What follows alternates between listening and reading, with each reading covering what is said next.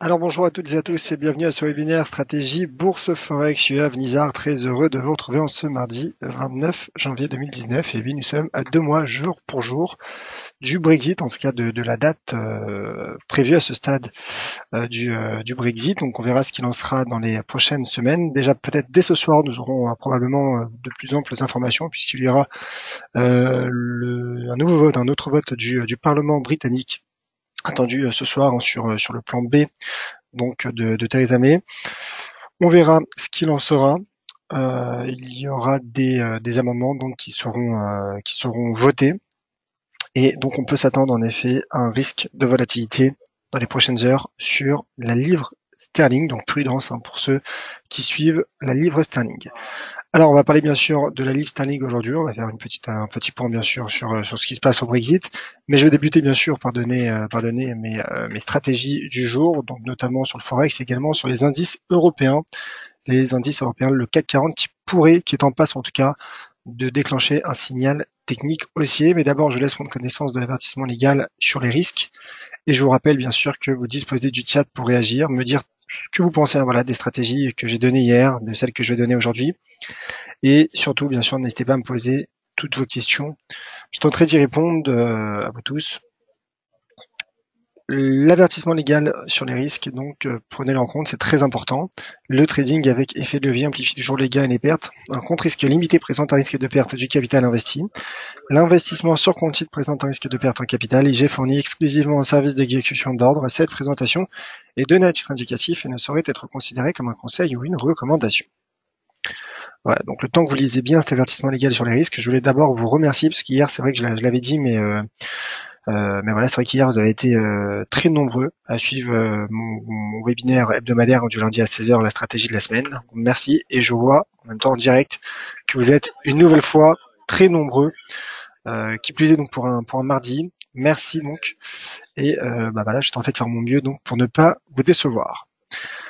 Alors voilà l'avertissement légal sur les risques. Visiblement, le son et l'image fonctionnent bien. Je vois que vous êtes nombreux sur le chat. Bonjour à toutes et à tous. Bonjour Denis, bonjour Raymond, bonjour Thierry, bonjour Philippe. Bonjour Christian, bonjour Lucas, bonjour Jean-Louis. C'est parti donc pour ce webinaire. On va débuter par le taux de change euro-dollar. Alors, parce que c'est la paire bien sûr la plus échangée sur le Forex, mais pas seulement. Car voilà, il se passe des choses sur l'euro. C'est vrai que depuis un moment, je vous fais part de mon opinion mon opinion plutôt haussière sur l'euro sur du moyen terme.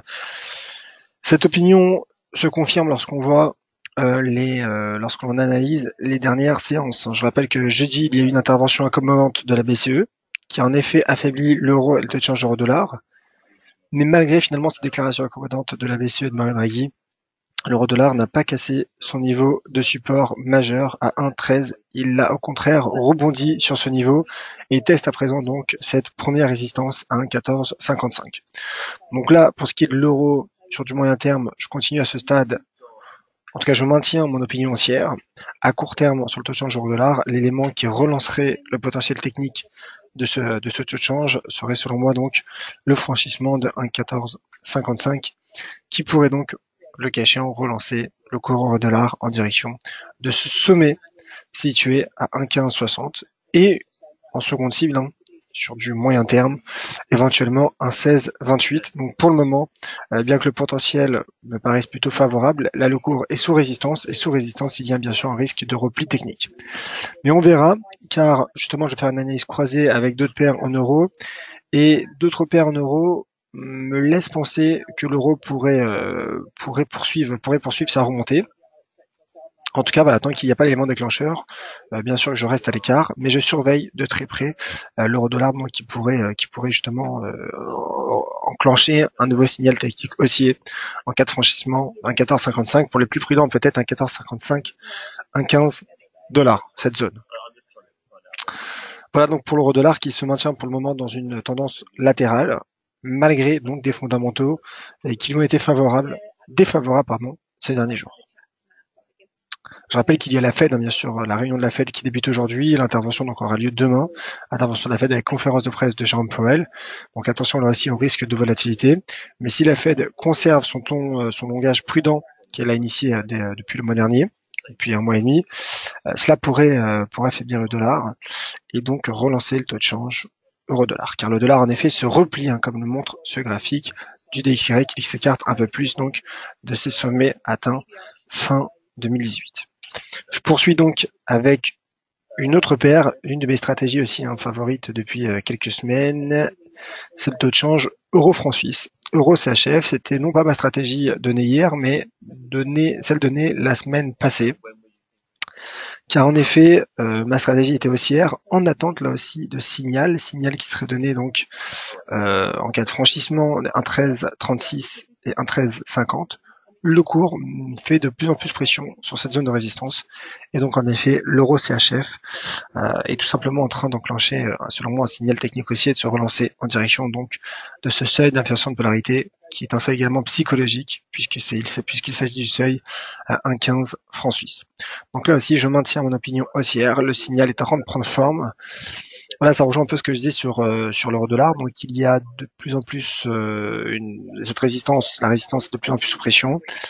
Et lorsqu'une résistance est sous pression, elle peut finir par craquer. Ce qui est en train de se passer sur l'euro CHF étant qu'il n'y a pas tant que la bougie en cours n'est pas encore clôturée, donc le signal n'est pas encore validé. Donc on verra, mais en tout cas, voilà donc mon opinion haussière pour l'euro CHF.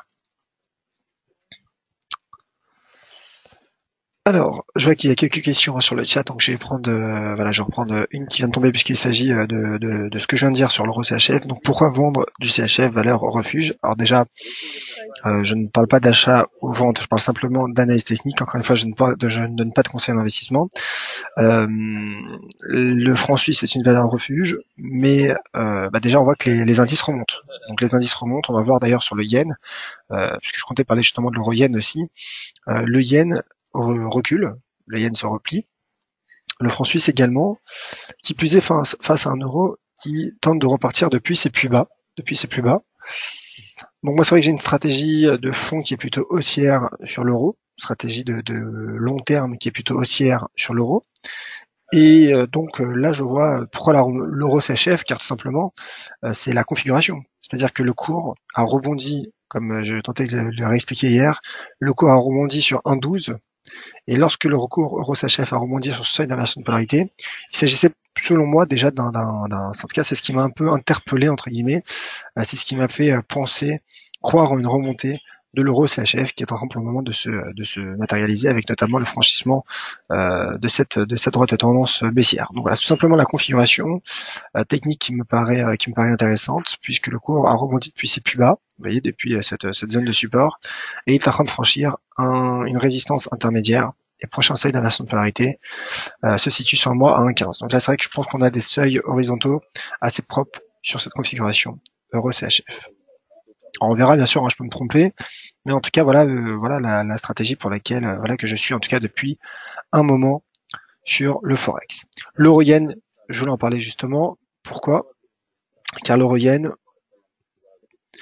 lui, met de plus en plus sous pression aussi une résistance à 1,2517. Donc pour le moment, le cours se stabilise dans ce trading range. Je parlais des trading range des paires en yen hier, avec notamment la stratégie de la semaine à UD yen. Et là, vous voyez au cours euro-yen, donc qui met de plus en plus sous pression cette résistance à 125,17. Donc là aussi, en attente de signal. En cas de franchissement, le cours euro-yen pourrait sûrement retrouver cet ancien support, devenu donc potentiellement en résistance à 127,58. Donc on verra. Le breakout pourrait prendre forme. Il pourrait également prendre forme avec l'euro-dollar. Mais pour le moment, encore une fois, il n'y a pas de signal. Donc pour le moment, sous résistance, c'est plutôt un risque de rejet qui prend forme, que ce soit sur l'euro-dollar ou sur l'euro-yen. Mais encore une fois, vous voyez le cours qui a rebondi de manière quasi immédiate après avoir été rejeté sous cette résistance. La résistance qui est de plus en plus sous pression, mais qui, pour le moment, tient bon. Donc on verra ce qu'il en sera. Mais pour ma part, je surveille de près euro-dollar et euro-yen qui pourraient valider des signaux haussiers. Je parlais de l'USD-yen aussi. USD-yen pour laquelle j'ai une stratégie haussière à court terme. À très court terme, vous allez comprendre pourquoi. On retrouve un range entre 109, 13 et 110. Le cours qui aura certes cassé cette oblique haussière, mais qui a rebondi sur ce seuil d'inversion de polarité, vous voyez, à 109,13. Et avec le rebond de l'euro qui est en forme, moi je pense qu'en intraday, en tout cas très court terme, l'USD Yen pourrait de nouveau tester, pourrait atteindre et de nouveau tester 110 Yen. En cas de franchissement, prochaine cible éventuelle donc à 111,38. En cas d'échec, sous 110, si bien sûr le cours arrive à atteindre 110, eh bien ce serait un trading range qui serait solidifié. Et donc le risque d'un retour sur la partie supérieure, donc à 109,13, serait le cas échéant envisageable. Je veux parler de l'euro GBP. D'ailleurs, je vois qu'il y a une question sur l'euro GBP. Lucas qui m'indique donc qu'en données horaires, l'euro GBP a cassé un canal baissier. Alors on va regarder. Cassure de canal baissier, donc en données horaires, me dit Lucas. On va regarder tout ça. Je vais simplement débuter par le graphique en données journalières pour que ce soit peut-être déjà que voilà, vous compreniez un peu le contexte de l'euro GBP qui est la paire en quelque sorte Brexit, qui est la paire donc de la zone euro avec la paire de la devise de la zone euro avec la devise britannique. Alors ce qu'il faut savoir, c'est que l'euro GBP a cassé la semaine passée un immense support de long terme, une zone de support entre 0,8732 et 0,87 livres sterling. Mais car il y a un mais, puisqu'en effet, ça aurait été trop facile de dégager des conclusions. Et c'est vrai que le signal technique était baissier, comme j'avais dit, en cas de cassure de 0,87, et la baisse a eu lieu, mais le cours n'est pas parvenu à casser 0,8620, qui est ce creux, qui, je ne sais pas si vous vous en souvenez, de cette fausse cassure de la mi-avril, je crois que c'est le 15 avril, voilà, lors de la séance du 13 avril, pardon, le cours avait cassé cette zone de support. Et à l'époque, c'est vrai, moi j'avais indiqué, je me souviens, je l'avais dit, j'avais donné une stratégie fortement baissière suite à cette cassure. Au final, il s'agissait donc d'une fausse cassure. Le cours a rebondi et le cours euro GBP donc là aussi a cassé. La baisse en effet eu lieu. Donc si vous avez dégagé une stratégie baissière à la cassure de 0,87, j'imagine que cela vous a été bénéfique puisque le cours est ensuite retombé.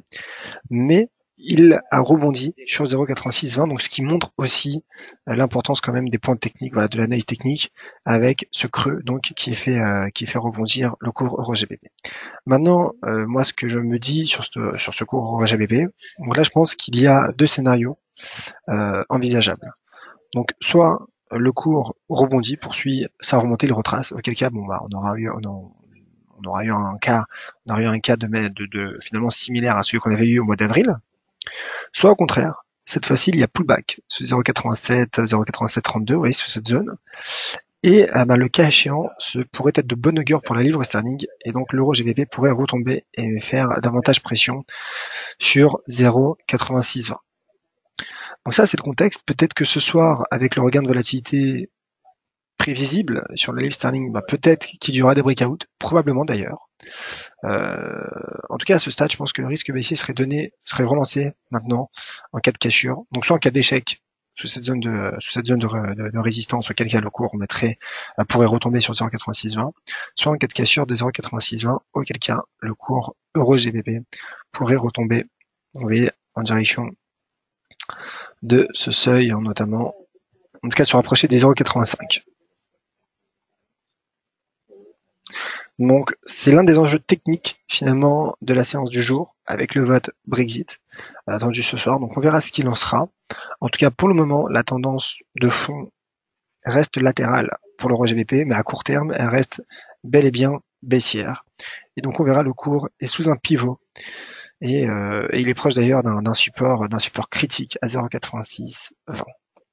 On verra si la livre sterling parviendra ou non à se renforcer ce soir comme il y a 2 semaines, lors du premier vote, en tout cas lors du vote qu'il y a eu il y a 2 semaines sur le Brexit.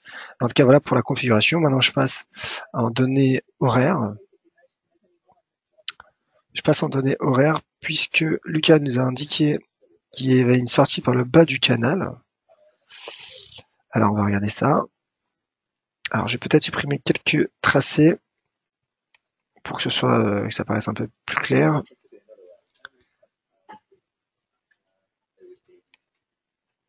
Voilà, je supprime quelques tracés pour épurer un petit peu le graphique. Alors, canal horaire. Ensuite, je parlerai des indices européens, car là aussi, j'ai une stratégie intéressante.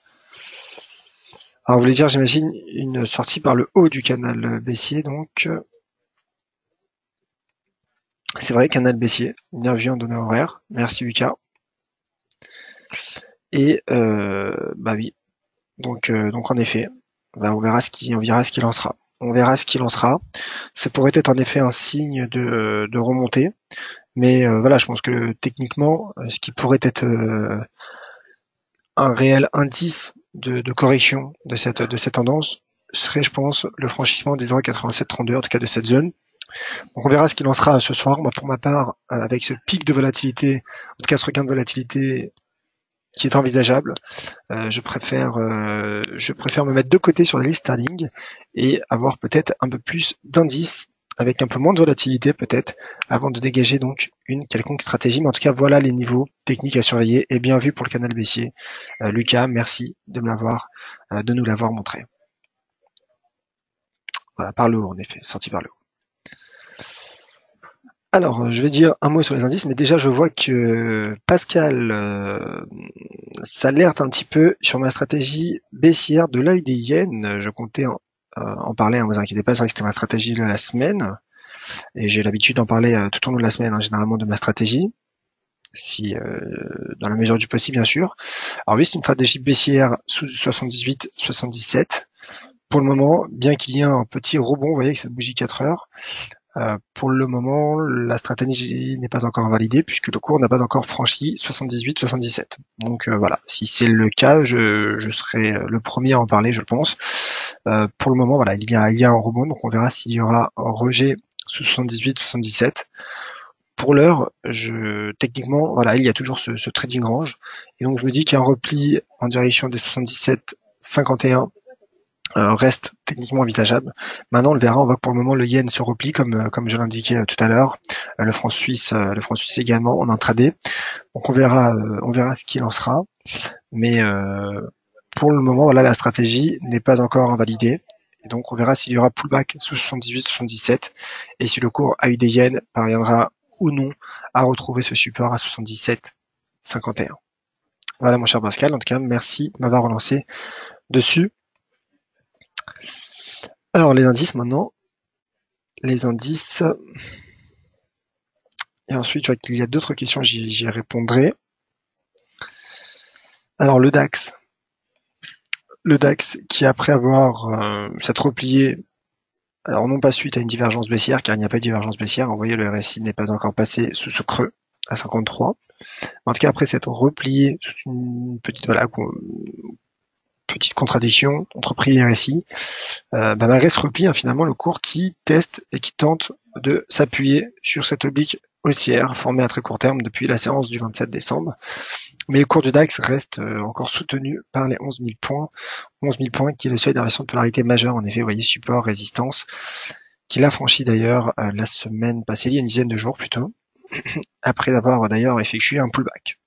Donc pour le DAX, je continue d'être optimiste en swing trading, moyen terme. Je maintiens donc mes objectifs. Le premier objectif se situe correspond du moins à la zone 11 500 et 11 618. Seconde cible, inversion de polarité une nouvelle fois à 11 863. Vous voyez, c'est vrai qu'il y a des niveaux techniques horizontaux assez propres aussi sur le DAX. Donc voilà, je maintiens pour le moment mon opinion haussière de moyen terme sur les indices et donc sur le DAX et également sur le CAC 40. J'indiquais en début de webinaire que le CAC était en passe de valider un signal technique haussier. Et oui, car vous voyez, le cours fait de nouveau pression. Il ne lâche pas, vous voyez, cette zone de résistance entre 4900 et 4930. Et le breakout semble proche, en tout cas me semble proche. S'il prend forme, ce breakout, ça pourrait être un signal donc technique haussier qui pourrait reconduire le CAC 40 sous 5048 et ensuite pourquoi pas 5241.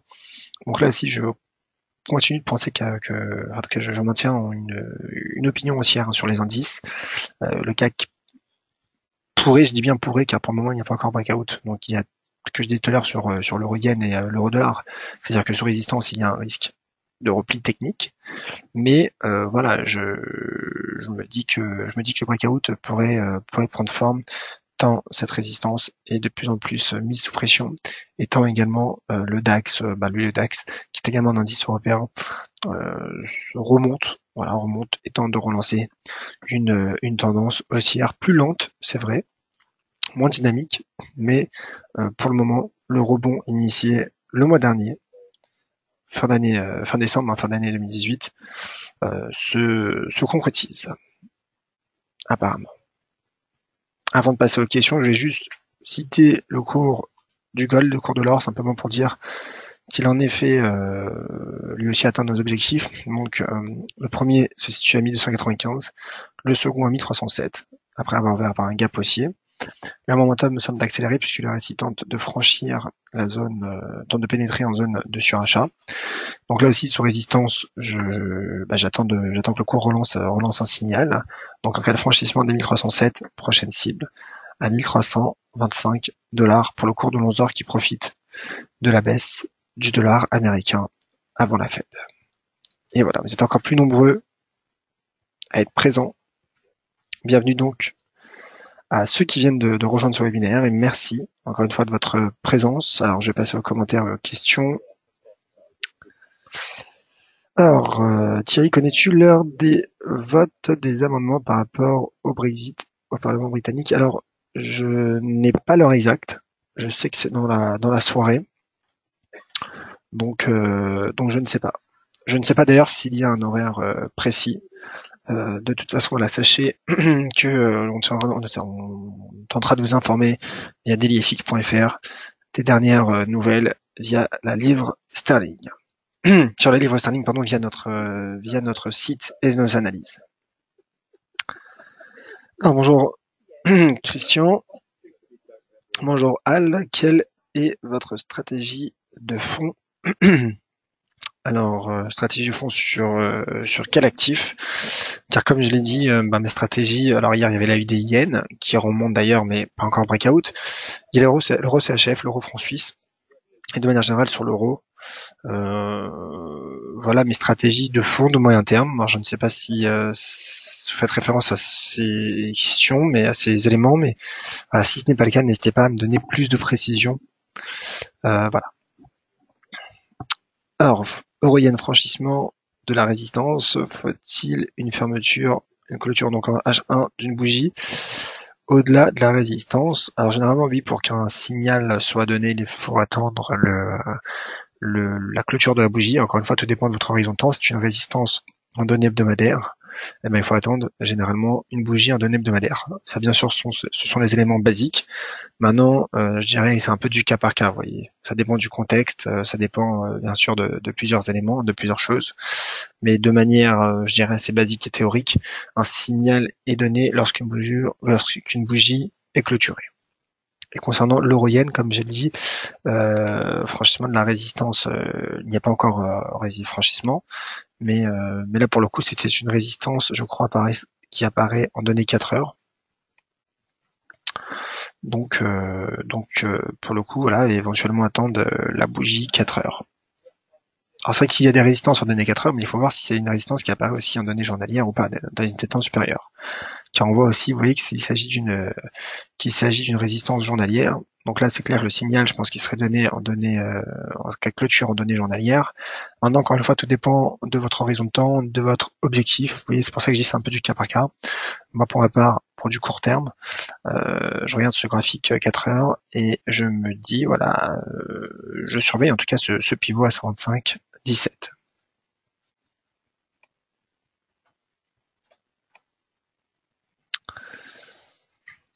Alors,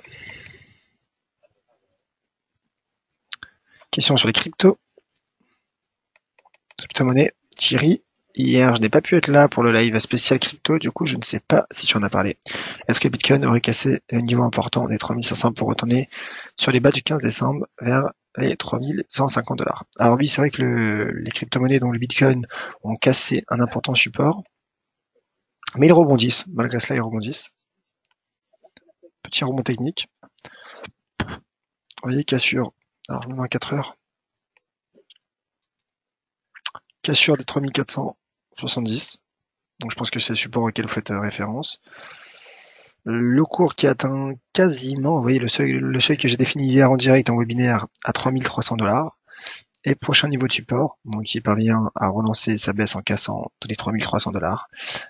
Il correspond à ce creux, hein, vous voyez, ce creux, bien qu'il ne s'agisse pas d'un niveau de support, le creux est un point naturel, donc il pourrait attirer le cours, donc un support naturel, comme on l'a vu d'ailleurs sur l'euro GBP, on voyait un creux a suffi au cours pour s'appuyer dessus et il se situe à 3135 dollars. Donc on verra. On peut le risque baissier pourrait être relancé aussi par un pullback sous 3470. Voilà, tout ça, ce sont des scénarios techniques envisageables. On verra ce qu'il en sera. Un webinaire sur les breakouts. Alors, on a énormément de webinaires éducatifs sur notre chaîne YouTube DailyFX France. Je sais que par le passé, on en avait fait un. Donc, il faudrait que je vérifie pour en être sûr. Si ce n'est pas le cas, de toute façon, sachez que l'on va reprendre nos webinaires éducatifs normalement dès demain. Donc voilà, dès demain, ce devrait être Valentin, je crois, qui devrait faire son webinaire. Mais en effet, les breakouts, c'est un sujet intéressant, donc on tentera bien sûr de couvrir s'il n'a pas été déjà couvert. Ces discours très dovish demain de Powell, baisse du dollar et aussi des indices, n'est-ce pas? Alors baisse du dollar, alors encore une fois, c'est selon la théorie, hein, car encore une fois concrètement, c'est le marché qui décide. Des fois, il y a des banques centrales qui ont eu des déclarations dovish comme la BCE la semaine dernière. Il y a eu en effet une baisse, mais pas de cassure. Donc on verra, mais d'un point de vue théorique, en effet, lorsqu'une banque centrale est accommodante, alors cela affaiblit sa devise, et au contraire, cela a tendance à soutenir les indices. Gilles qui fait son retour parmi nous. Bonjour, heureux de vous revoir. J'avais arrêté les webinaires ces derniers mois. Écoutez, bienvenue, bienvenue à nouveau, mon cher Gilles.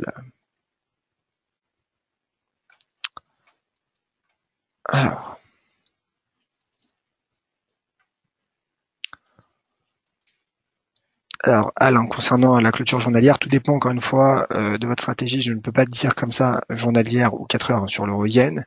Moi, je pars simplement de la configuration graphique. Après, c'est à vous aussi de compléter par rapport à votre analyse. Mais voilà, sachez que voilà, moi j'ai déterminé, en tout cas j'ai défini des niveaux qui me semblaient être pertinents. Donc voilà, mais en tout cas, s'il y a déjà un breakout en 4 heures, ça pourrait là aussi vous interpeller à surveiller un éventuel breakout aussi en année journalière. Question de Philippe, il sera probablement la dernière question puisque l'heure avance et la fin du webinaire approche. Un avis sur le Dow Jones en 4 heures et sur le Nasdaq si possible. Alors on va regarder ça. Bonjour Philippe. J'ai publié ce matin d'ailleurs au passage un article sur dailyfx.fr sur le CAC 40, le DAX et le S&P 500. Donc n'hésitez pas à y jeter un œil si vous le souhaitez.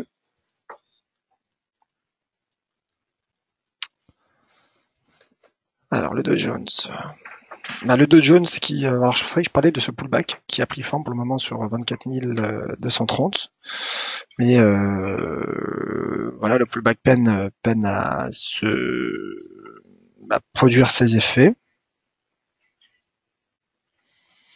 Donc là, finalement, un peu l'image du S&P 500, ce que je tentais d'expliquer ce matin à l'intérieur de mon article, c'est que le cours du Dow Jones, vous voyez, est en quelque sorte pris en sandwich entre une loi de tendance baissière, alors qui n'est pas parfaite, mais on a quand même 3 points de cassure, 3 points de contact, pardon, puisqu'il y a une fausse cassure.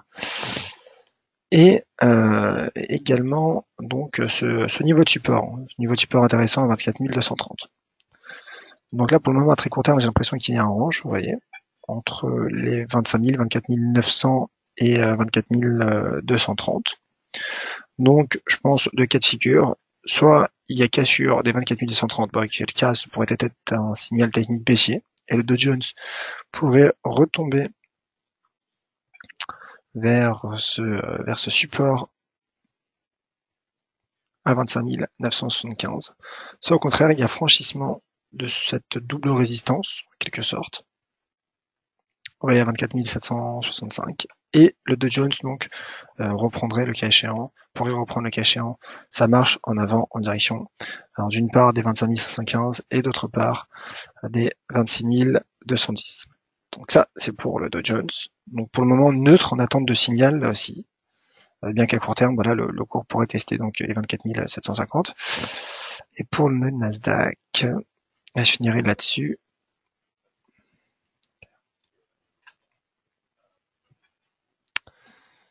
Le Nasdaq, donc voici mon graphique.